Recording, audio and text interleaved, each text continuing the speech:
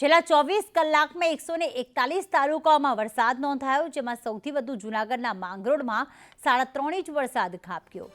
જામનગરના જોડિયામાં 3.1 ઇંચ, જૂનાગઢમાં 2.76 ઇંચ અને વાપીમાં 2.48 ઇંચ વરસાદ વરસ્યો. વલસાડના ઉમરગામમાં 2.36 ઇંચ વરસાદ ખાબક્યો.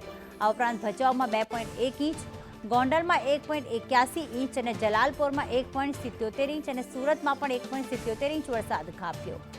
નવસારીમાં 1.69 ઇંચ, સિહોરમાં 1.65 ઇંચ, ભાણવડમાં 1.61 ઇંચ અને વંથલીમાં 1.38 ઇંચ વરસાદ ખાબક્યો છે. જામજોધપુરમાં પણ 1.38 ઇંચ અને જામકંડોળામાં 1.4 ઇંચ વરસાદ ખાબક્યો છે.